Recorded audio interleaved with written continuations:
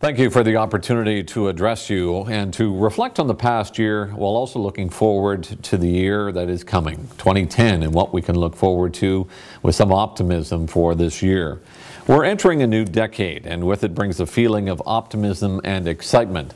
As we are all well aware, this is an Olympic year, and we only need to look into the eyes of those that will represent us at the Vancouver Olympic and Paralympic Games to understand what can be achieved when there is a strong vision, a positive attitude, and a determination to do what is necessary, to reach beyond what was first thought to be unattainable. While we have weathered the storm of adversity and we have seen some recent improvements, unfortunately, economically, we are lagging behind the rest of the province. And this reality will test all of us in the coming weeks and months. But as we look to those challenges ahead, we should pause for a moment and reflect on the achievements of the past year. Among the recognition of success was one that centered on the team here at the City of Prince George that together achieved the National Quality Institute's gold level status. The City of Prince George has been on this quality journey for more than 7 years and now stands together with some of the leading organizations in the country that are focused on quality improvement and excellence in business practices.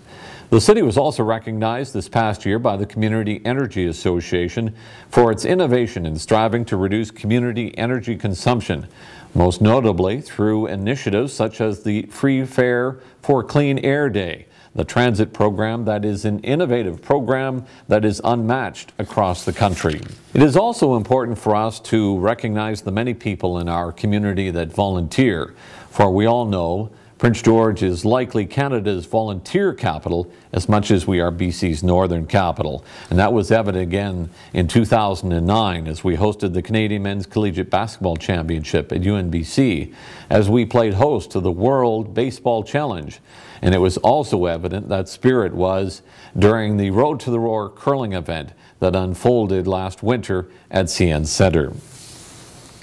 When we as Council reflect on 2009 and the accomplishments of that year, I suspect on or near the top will be our successful efforts in pushing hard for funding for Boundary Road. This $28 million project, set to be completed by the end of 2011, comes as a result of an investment by all levels of government in partnership with the private sector. This road link from Highway 97 to Highway 16 atop Airport Hill will form the backbone that will give rise to greater business development and prosperity for this community in the years to come. The effort to seek out every possible source of funding for our priorities also resulted in us securing federal funds for much-needed arena upgrades and most recently for upgrades to our aquatic facilities. In addition, despite the global economic challenges and the challenges that this new council faced very early in its mandate, we were able to produce a budget that saw more money, some $3.2 million, spent on road rehabilitation. That is more money than has ever been spent for this purpose in the city's history. Council further added another $500,000 to our snow budget in 2009, taking it to $5 million.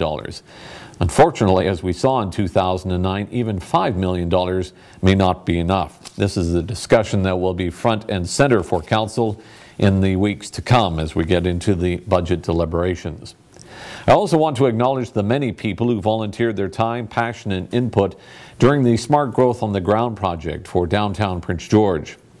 Close to 40 participated in the design charrette, and many more were engaged in the broader work to create a shared vision for the downtown. That is a major accomplishment for 2009. This concept is uniquely defined by its desire to reconnect the city center with the two rivers that flow through our community. The most recent announcement by Terrace and Gas that it will be bringing 100 new jobs to downtown Prince George was further good news.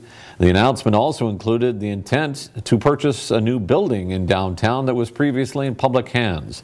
This further, and perhaps even more so, is a stronger statement about their faith in Prince George's future and the city center specifically. And a reflection on 2009 would not be complete without noting the big plane, the Southern Air 747 to be precise.